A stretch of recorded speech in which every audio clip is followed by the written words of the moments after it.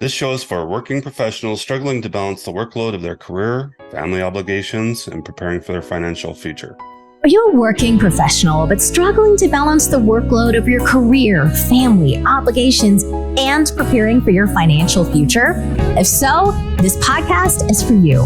You've spent years learning your craft, and now it's time to focus on your financial future. This podcast will teach you what you need to retire wealthy and happy. Let's dive in.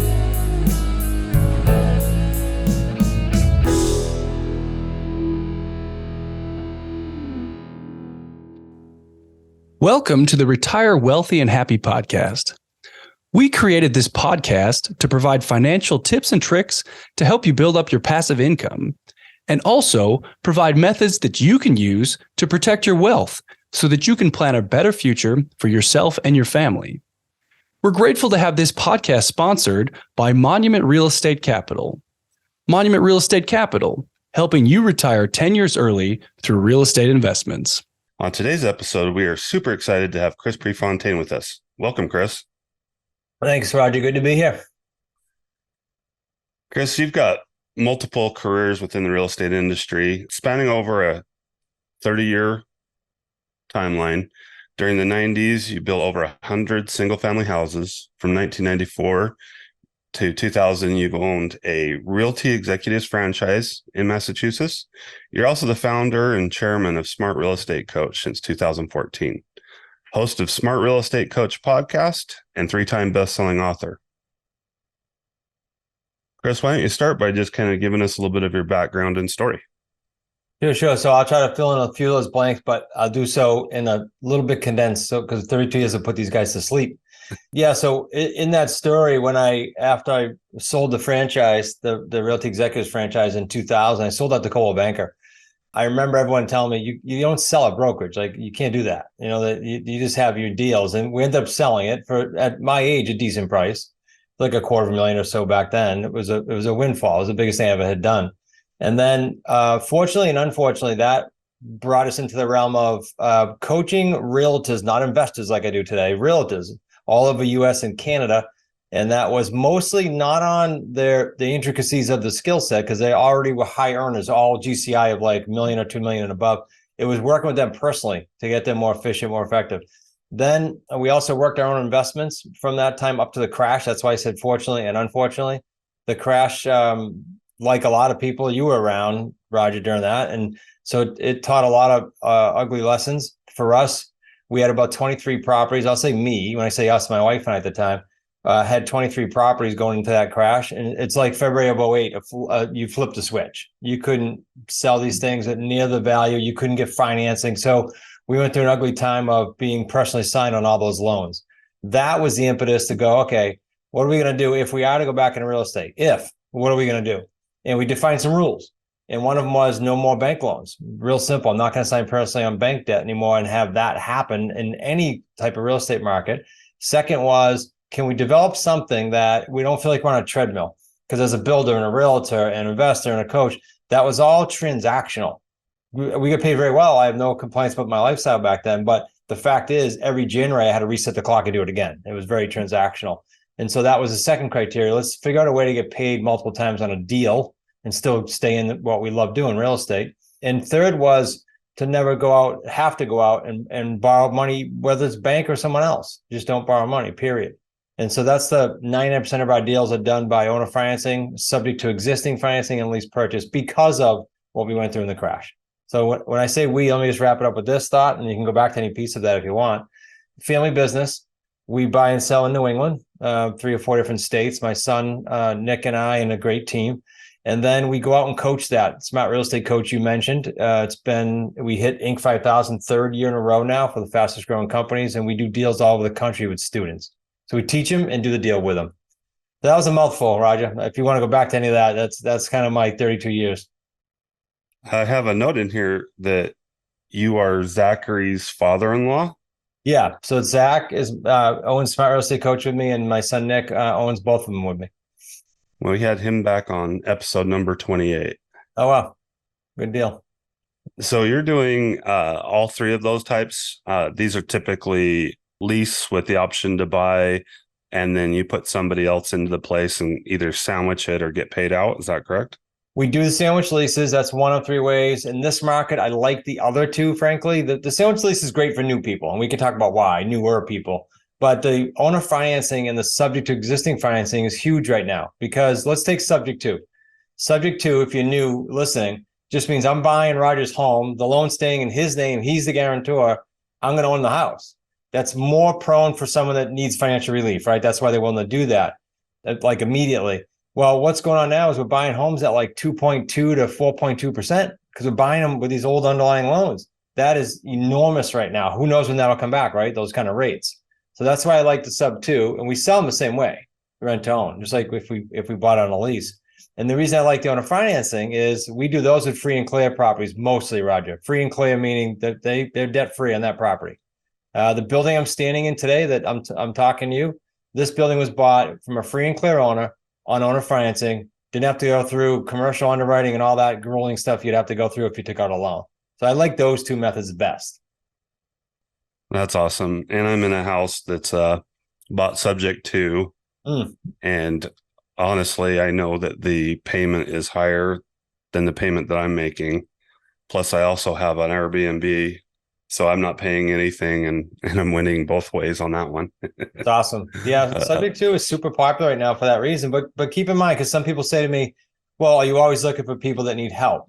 Okay, so the two methods I talked about out of the three, the owner financing and the sub two, as I said, yeah, they may be financially stressed, but the owner financing, gentlemen own this building, it's free and clear. They're not stressed. What they want, instead of solving a problem financially, what they usually want is, hey, help me accomplish a goal that the regular conventional market's not allowing me to do. In this guy's case, he didn't want to get cashed out. For tax reasons and estate planning, he wanted owner financing. He put a sign out that said that, yet he had realtors calling him going, I got an offer for you. He didn't want a conventional offer. So if we just solve the problem or help him accomplish the goal, then creative financing works phenomenal. Absolutely. It's often a win-win situation where a lot of the wholesalers and stuff like that have a very one-sided win for somebody that loses their equity or something else. I agree. And that's what differentiates you when you're talking to sellers too. Because if you're not a realtor and you're not a wholesaler or flipper, their door is wide open. You feel the guard come down on the phone because they know you're not out to try to steal their property. Absolutely. So you make money three different ways that I see here. Mm-hmm. One is the initial payday at the down payment. Is there a ratio that you see a lot in that where you take a percentage and the owner that is selling takes a percentage? We don't give the owner a percentage on any one of those methods I gave you, owner financing, sub two, or lease purchase. We have a fourth method that on occasion we'll do that has us find the buyer and assign it to the seller. And then we might give them a percentage, but we never give a percentage. Let me qualify never. I'm sure in the last 700 deals has been a couple like, hey, I need $1,800 to move or, something small, but we typically do not give the seller any money. No. That's awesome. And then you make another payday in the monthly spread between the cost of the mortgage and payments and what you make above that. Yeah, mortgage payments, or as we alluded to earlier, directly to the seller, perhaps. Like we did an oceanfront home here in Massachusetts. I'm in Rhode Island, but not too far as Cape Cod, resort area. The woman, believe it or not, Roger, was a realtor. So she's a realtor in Boston, couldn't sell this house, almost $1 million. We bought it for $945,000. We broke the mold and put a whopping $8,000 down. That's against what we usually do, but we did. And then we paid her $2,500 a month, principal only payment. When you're dealing with free and clear property, you can usually structure what I just said. Give her her price, but it's monthly principal only payment. And then, we turned around and put someone in that home and we collect the delta on payday 2. That's cool. And then you also have a third payment method that is when the house sells, correct? Is that right? Yeah. So picture the one I just used. This is a good example. The $2,500 a month on that house. So we marked that up to say 1.2. I'll use round numbers from 945 to 1.2. And inside of 48 months, that got cashed out, and we accumulated $30,000 a year in principal pay down. Think of that: $2,500 a month, 30,000 years, another $120,000 pay down. The free and clear properties are magical because of that. I'll give you a metric actually that you could bank on. So if you're listening and you in your marketplace can find a home in your area for $200,000 or higher, I'll use round numbers, That's most markets you can do that. And you can structure owner financing deals for at least 48 months or more. And you structure a monthly principal only payment of $900 or more. You have a 6-figure deal all 3 paydays. Super lucrative, the 3 paydays, especially on the free and clear. That's awesome. And that amount of money, it sounds like a job that somebody would earn about $15 an hour, but you're doing that 100% passively. Yeah, well, someone's got to. So there's people in our community that have that are like hands-on, and they just by themselves solopreneur. There's others in the community that, and you could I could have them come on your show eventually, but they've built teams. So they have VAs, virtual assistants that call to screen, and then they're just getting the cream of the crop to go ahead and cut the deal, to make the deal, to structure the deal. So you can be as passive or as active as you want in creative real estate. The thing to know is this, especially if you get a lot of passive listeners, you've got a market right now that's never been so ripe for creative real estate. It just hasn't. This is phenomenal demand for creative right now. Wall Street Journal saying it, Yahoo Finance, Google, like every report's coming out saying that. If that's the case, all you have to know is creative will teach you how to get really good at pivoting in any market. So you're not thinking, oh, I got to time it or I got to wait to the bottom or the top. No, none of that. Just get really good at operating in every real estate market, because the constant in real estate is it's going to always change. If we know that, how about we operate in any market? That's why I love the niche. Absolutely. Have you had to change strategies in this market, or is it just? It's not so much strategy, because those 3 sit the same. What it is, okay, what do we emphasize more on those types of deals? In other words, sub 2 deals right now. And what pond do we fish in as far as what types of sellers, right? So example, right before when COVID got announced and people were panicking, we grabbed a record amount of properties, like 3 times as much in 2 months, March and April of 20. Then, as everybody knows, May, June, July started getting crazy hot. So would I then fish in the pond of for sale by owners, for example, to find deals? Probably not. They were selling like hotcakes, right? But now you're seeing the for sale by owners come back and the expired listings come back. So it's just a matter of what pond do you fish in when you're looking for these deals. That's all. And we teach that, obviously. How long do you think this great market that's ripe for the picking is going to last? As far as creative goes? Yes. As long as there's chaos, election coming, high interest rate, like all this stuff is causing the media to scream incorrectly, but it helps us because it causes the consumers to panic, right? You've got people think this is awful with the interest rates. The 50-year average is like, I'm going to be real close here. It's like 7.2. And if I haven't checked in the last couple of weeks, but we're not way over that, certainly. And if we're not way over that, why is there already an affordability problem in the country for the 3rd time in 50 years? So I think I don't know. I'm not, the billionaires don't know, Roger, right? So you and I certainly don't know, but I see someone harvesting in the creative space, getting to work, rolling their sleeves up for a good 2 or 3 years to create like a decade or more of income with the 3 paydays, because they go on the books, for a while once you do that.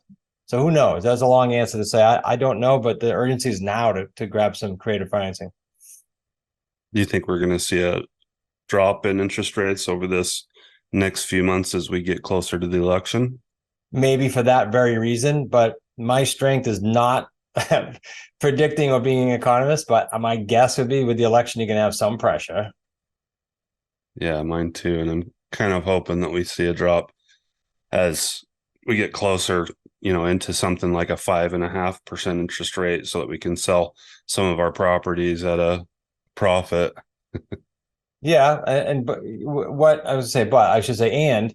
what's cool, I call it wealth stacking. So we'll take a student that has, let's just say, their first 10 properties. And depending on how aggressive they are, that could take a year, could take 2, whatever it takes.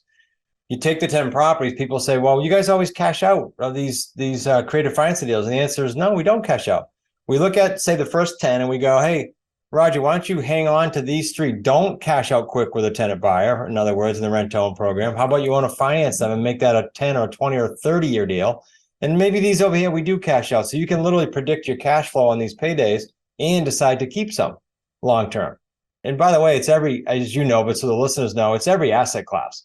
Creative financing, if you read the book that Anderson Cooper wrote about his family, the Vanderbilts, here in Newport, Rhode Island, with the mansions and all that over the years, they were buying real estate in New York in the 1600s, owner financing, and they called it master lease purchase. 1600s.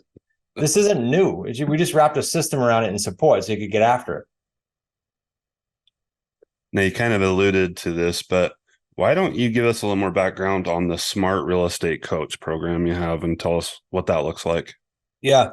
I'll tell you what we've seen in the market, and this is why I've been screaming about our education program. Clearly, I'm biased, right? But the fact is, you've got a lot of great marketers right now in the education space for real estate. You also have a bunch of new people who may have taught wholesaling or something else in the past that now all of a sudden they're a creative financing expert because they know the demand's here. What that all equals is you, the listener, are getting marketed pretty heavy to buy a product, buy real estate products. You are.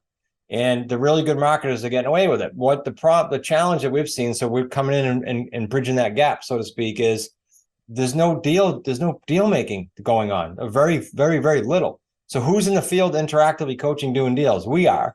And there may be a program or two. I'm not so biased to say there can't exist another one, but I don't know of one this aggressive that's in the field that's helping with buyers and sellers and doing deals, not just here you go, here's a program. Because that all sounds great when you're at a seminar or go through a program, and then you go out and real life happens, right? And so that's where we come in, and our certified coaches come in. And I still coach at the higher level, student level. We call it associates, Roger.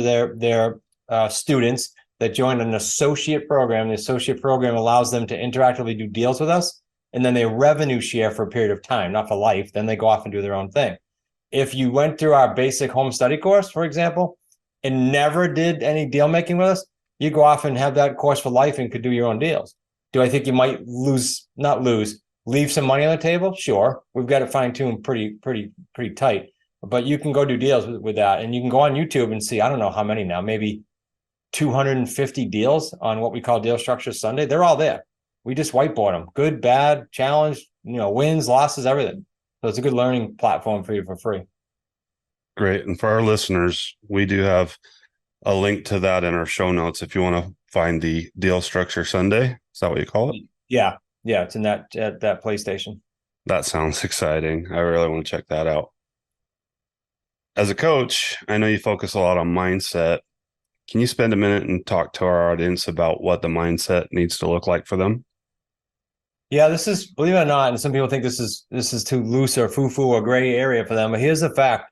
We teach the what we call a genius model, Roger. It's there's three pillars. It's mindset, certainly, skill set, and systems. I can tell you, I just gave you the station on YouTube. I can teach anyone to do a deal, and I mean that. What I can't do is rapidly progress people on the mindset piece unless they're ready. So here's the challenge. You come from a JOB or you come from another niche in real estate, and you've got so many people have false expectations because of that marketing I talked about earlier, right? Get rich quick tomorrow, make $1 million in our system, blah, blah, blah. So the mindset piece is important there. The mindset piece is also very important when you're transferring from a JOB, if that's you listening, to our space as an entrepreneur. It's entirely different. We've helped a lot of people escape their jobs, but the challenge is not the deal. The challenge is the mental piece of that. So we tie into our community, people like Dr. Amanda, people that big names like Dennis Waitley and other names that were in the past associated with. Why? For the mindset piece. Brian Tracy was on our show. This is all for that piece. Again, that's 95, in my opinion, 95% of someone's success is that arena. It doesn't stop, right? When you get to Brian O'Neill in Chicago gets to 8 deals, it's a different mindset than it was to get him to deal 1. Now he's moving into wealth stacking, different mindset than the first 2 levels. So it's going to constantly evolve. If you're open to that, it's quite a journey. Again, there's a long answer to your good question. I don't know if you wanted me to go deeper in that. That's perfect. A lot of our listeners are already in a JOB and they want to do something with a little bit of their extra money and start building the wealth and getting closer to retirement. What do you think is the best way for them to get started in real estate investing? I'll give you something that's not even tied just to real estate. So, because I'm biased to our niche, but let me give you something you can do no matter what you want to look into. 3 steps, real simple, but important ones. Step 1, find the niche that you want to get behind. And I say that, Roger, because as you know, there's people that love sitting behind a computer and flipping land, right? There's people that love wholesaling. So find what niche it is for you. If it's creative, fantastic. Number 2, find someone in that niche, I think I alluded to this earlier, that has been around long enough to have been through 1 or preferably 2 cycles in real estate. Ideally also has some life events, right, that happen. Like in my world, there's been life events, not just in the economy. So Why do I say that in the step 2 here before I move on to 3? Because you are going to hit this stuff. You are going to have an economy change or a pivot. You are going to have life events that happen to you. It's just normal, or someone around you will. So find someone that's been through all that you can get behind. And before I go to step 3, one more thing about that person or community, make sure that you align with them. Like I know, and I'm sure you do, Roger, you've been at real estate long enough. I know people that have built massive businesses, had massive financial success, and wrecked their life. I know a guy that his kid overdosed on drugs because of he never spent time with him. He got a divorce. That's not someone that I can get behind, even if everything else lined up. That's just me. I'm a little biased to that. Third step is the important one. Once you find the niche, or you determine, then you find the community or help system that you want. Third is put the blinders on for 3 to 7 years. This is the hardest thing because of that marketing that goes on, the get rich quick. 3 to 7 years. I used to always say 3, Roger, always. Because I said, if someone can commit to 3 years to me, it doesn't take them that long to do a deal, but I know when they get a curveball, they won't go, oh, I quit. I was just trying it. Because if you try in real estate, you'll fail. You got to commit. Now, why do I say 3 to 7 these days in the last like 2 or 3 years? During COVID, I had Brian Tracy on the show. And I've said to every guest when they come on, so what do you think? 3 years, right? And I'll go, yeah, 3 years sounds good. Brian said, no, you're incorrect. So it's kind of like taken aback. He said, Chris, I'm 80. I think he was 82 then. He said, I've been broke. I've had huge success. He said, it takes you 3 or 4 years just to get somewhat good at what you're doing for the skill set with the mindset and all that stuff. He said, then for 2 or 3 years, you'll feel like, okay, I'm more than adequately paid. This is working. In the last 2 or 3 years, you'll have your breakthrough. And so I thought through all the businesses we've built, right? And I thought, that's so cool. 7 or 8 years is usually when it takes off if you stay committed. That's why I say 3 to 7. So those are the 3 steps. And I don't care if you open in a restaurant, that formula works, right? Not just in real estate. Absolutely. And the name of our podcast is Retire Wealthy and Happy. So on item 2, that was really a big thing where it's like, we understand that, money isn't everything. And we really want to create the happiness that follows that, because without the happiness, it's pointless. I agree. Couldn't agree more. So how many deals are you involved in right now that are existing and going on? I would say between our family deals and the community, I don't have to touch them all, but we're probably juggling, 60 to 80 million in real estate usually. Like our event's coming up in September, and I'll say, what do we got for deals? And the room usually comes out to like 60, 70, 80 million that we're controlling in some shape, form, or fashion. Going into COVID, I think our family team alone, without the community, had 70 some odd properties. And I think we only had 2 or 3 headaches, all of COVID. Now, you talk to landlords that many properties, they had some serious headaches. And the difference is we put buyers in there that need time. That's all, not renters. That's cool. Besides your 2 sons, how many people do you have in your, the employee side of the network? For Smart Real Estate Coach, we're probably about 20, 21 people. Just hit, I think I said earlier, the Inc. 5000 for the 3rd year in a row, fastest growing companies. On the property side, it's a little bit more like what most people would picture for a small team. My son and I and my son-in-law and a phenomenal team member that's been with us since 14, that runs all the properties. You don't need more than that. Now, there are some on the peripheral, there are some virtual assistants that call subcontractors. But very small team on that side. And again, we keep our finger on the pulse, Roger. So if we're doing deals every day and we hit curveballs, we're bringing that to the Smart Real Estate Coach community, the Wicked Smart community, because we're learning as we go, just like everyone else. One of the things that keeps me in real estate is no deal's the same, right? I think you'd agree with that one. Absolutely. And a lot of times it comes down to actually being able to listen instead of pushing your agenda. You listen to what their needs are. And when you find the perfect fit, it's magic. Yeah, all the time. So picture an accountant, an attorney, a doctor. What do? They don't convince you to do anything, right? Roger and I go to a point, we don't convince anyone to do anything. What we do is listen, like you just said, and solve, right? That's it. Absolutely.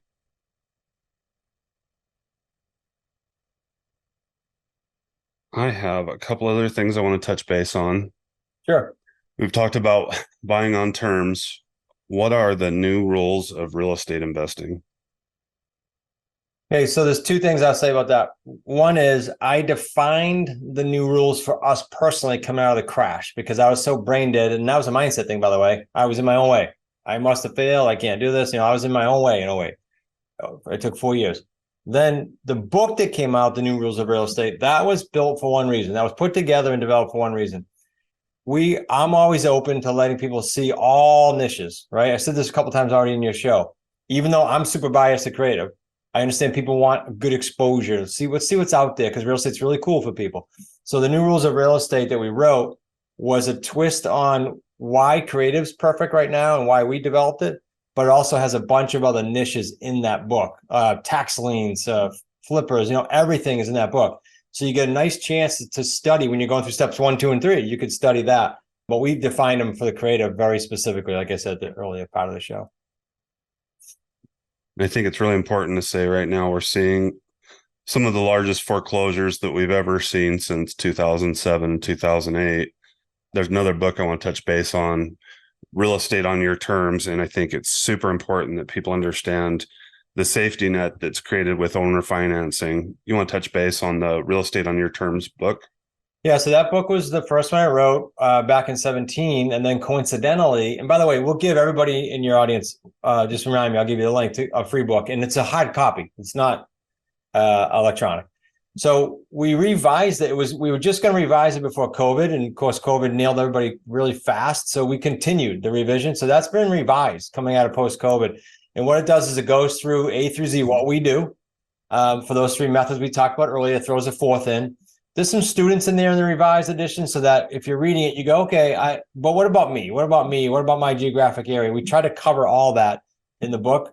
As far as the safety net, I don't know of a better, let's call it an inflation hedge or a recession hedge. Let's call it a hedge in general than owner financing. Because if you take that deal I talked about earlier, where we get $30,000 a year in principal pay down, the market could get wonky during that. And as long as you had a long enough term, you're okay.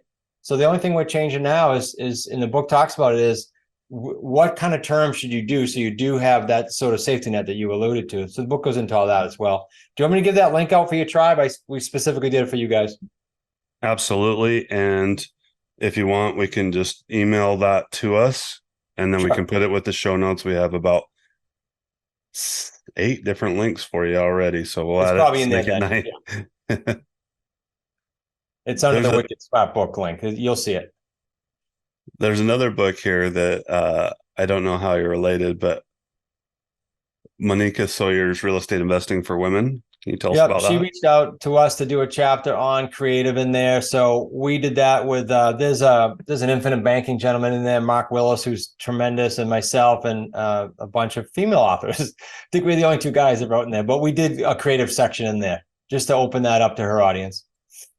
Cool. And for our listeners that don't know what infinite banking is, can you describe that for us? Yeah, I am definitely not the expert, but I utilize it. It's Bank on Yourself is his section of this, and it is utilizing whole life policies and places to store cash, mostly tax free, and be able to use it for your real estate deals if you use funds. People say, well, you don't use funds, Chris, in your real estate deals. Well, look, there's a rainy day always. There's a hiccup always with a property, right? So we make sure we have that on the sidelines, and we do that through the Bank on Yourself policies. That's awesome.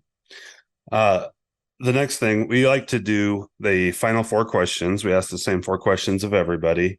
So I'm going to start with number 1. What is your favorite business book? Business book would have to be Principles by Ray Dalio. I mean, there's a lot of great ones, but Ray Dalio's Principles I've gone through twice. Good one for anyone in any business. What brings you happiness? Family, creating experiences. At my stage, I'm 57. We focus, my wife and I, on creating experiences for the grandkids and kids, and that's something you can't buy. So that's my answer to that one. It's something that I am working on very hard myself, and creating the environment and place and situations where we can all get together and do that, because money doesn't mean anything if you don't have happiness. Right. Tell us what your future retirement is going to look like. More of what I just said, creating experiences. We're not even done. We're almost done one of our dream homes, 30-year goal up in Vermont, overlooking 2 mountains. And it's just literally was a 30-year goal of ours. And so we look forward to creating experiences up there with the kids and grandkids, and then more time with them and my wife. I wouldn't call it retirement, Roger, because I'll always do deals. If I sold the company tomorrow, I'd be doing a deal with my son somewhere, right? But yeah, for the most part, that's what life looks like after I slow it down. I'll put it that way. When we created those questions, we didn't know how bad it was going to backfire because all the people that come on here are so happy with their career and the way things go. It ends up being, I don't want to sit on the couch and watch Oprah reruns. I want to go out there and do my thing, and I'm happy doing it. I just want to also create the fun times that go along with it. It's quite fun. I would do more deals with my wife because we don't get a chance to do as many because she's phenomenal. She's done raise the roof projects. She's done rehab. She's built every house that we've moved into. So we would do more deals on the side versus having to do a deal for a business, right? Absolutely. What do you think is the best way to give back?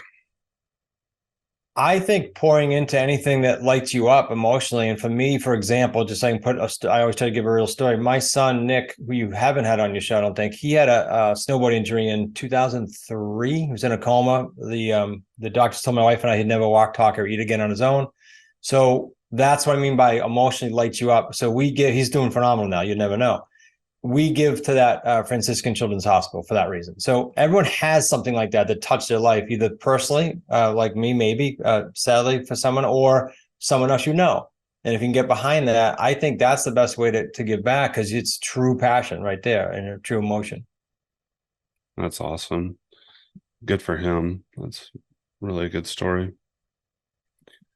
You mentioned the YouTube channel. Where's the best other places for our listeners to find you online? There's the main site, smartrealestatecoach.com. I think you have links to our free master's class and the free book and all that stuff. So with the show notes, you'll be loading them up, I think. All right. Well, that concludes the majority of our show today. We talked about what does buying on terms mean, talked about market cycles, and we also talked about your coaching program, Smart Real Estate Coach. Thanks for joining us today on the Retire Wealthy and Happy podcast. You bet, Roger. I appreciate you having me on. So hopefully we gave a nugget or two out there. Definitely, for sure. We'll see everybody next time on the Retire Wealthy and Happy podcast. Thanks for joining us. Hope you got value from this episode. And if you have a minute, then take the time to leave an honest written review for the podcast because we take those reviews seriously and it'll help us serve you better on the next episodes. And most importantly, be sure to start taking action so you can control your financial future today.